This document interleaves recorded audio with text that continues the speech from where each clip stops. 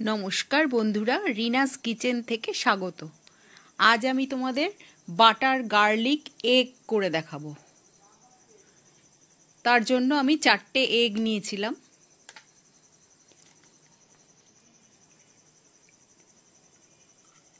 আমি একটা একটা করে এগগুলো ফাটিয়ে বাটির মধ্যে নিয়ে নিলাম।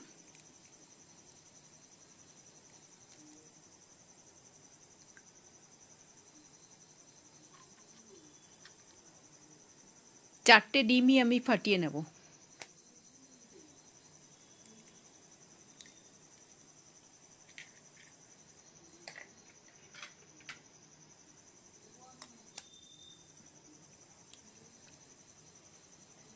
এবার আমার ডিমগুলো ফাটানো হয়ে গেছে। এবার এর মধ্যে পরিমাণ মতো নুন দিলাম আর গোলমরিচের গুঁড়ো দেবো।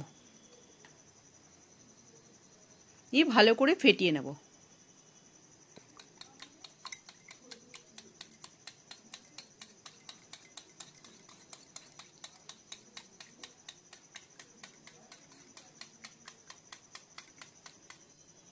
ভালো করে ফেটিয়ে নিয়ে এবার আমি একটা ফ্রাই প্যান বসিয়ে দিলাম, দিয়ে বাটার দিলাম 1 চামচ মতো। এটাকে আমি স্ক্র্যাম্বলড এগ বানাবো।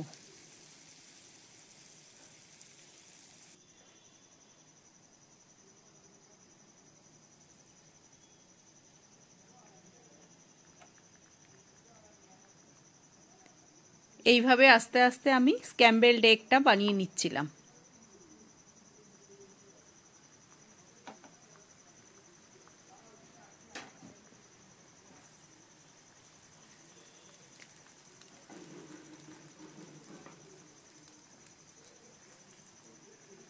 ফ্রাই প্যানটা একটু ছোট, সেই জন্য অল্প অল্প করে দিয়ে করছিলাম।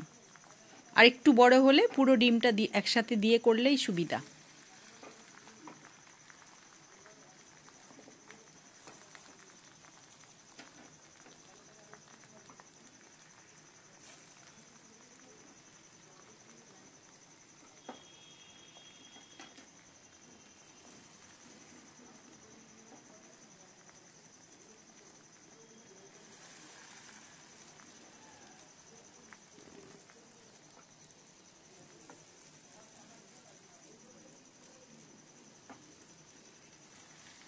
এইভাবে আস্তে আস্তে করে করতে হবে।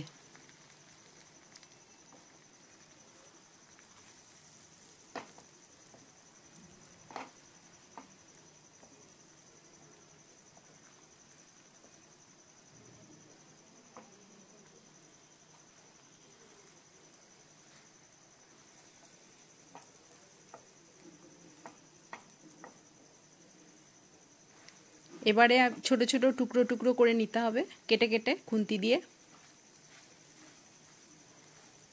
এবার হয়ে গেছে আমার স্ক্র্যাম্বল এগটা। এবার আমি একটা প্লেটে তুলে নেব।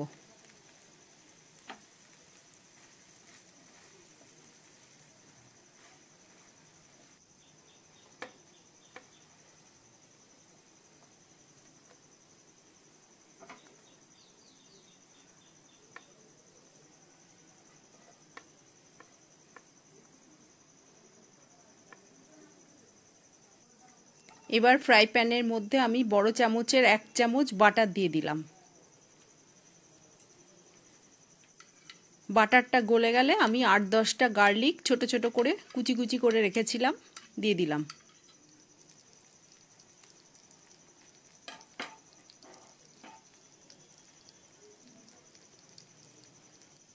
গার্লিকটা একটু ভেজে নিতে হবে। এবার 1 চামচ আমি কর্নফ্লাওয়ার দিলাম। এটা আমি একটা হোয়াইট সস বানাচ্ছি। কর্নফ্লাওয়ারের সাথে একটু ভালো করে ভেজে নিতে হবে, যাতে রসুনের গন্ধটা খুব স্ট্রং হয়। গ্যাসটা বেশি বাড়াতে হবে না, একটু কমিয়ে দিয়ে করতে হবে, না হলে পুড়ে যাবে। হোয়াইট সসের মতো হয়ে গেল। এবারে আমি সসের মধ্যে গোলমরিচের গুঁড়ো দেবো আর চিলি ফ্লেক্স দেবো। 1 চামচ মতো আমি চিলি ফ্লেক্স দিলাম আর 1.5 চামচ মতো আমি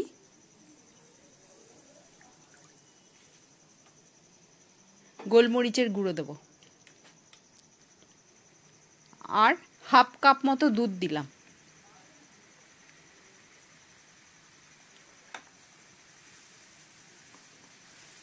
আমার সসটা তৈরি হয়ে গেছে।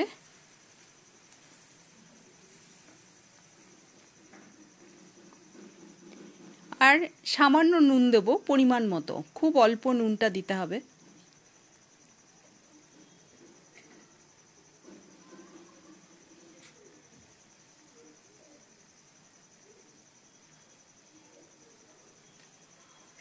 এবার স্ক্র্যাম্বলড এগটা দিয়ে দেবো এর মধ্যে, দিয়ে ভালো করে মিশিয়ে নেব।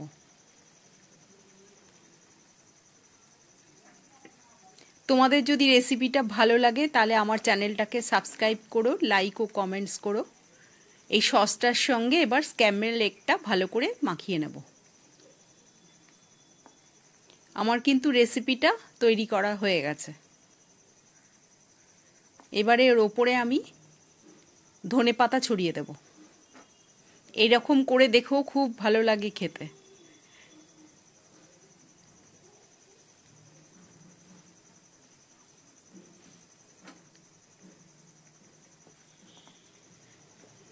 স্লাইস পাউরুটির সঙ্গে খেতে খুব ভালো লাগে। পাউরুটিটা একটু সেঁকে নিতে হবে, সেঁকে নিয়ে এটা দিয়ে পাউরুটি দিয়ে খেতে খুব ভালো লাগে।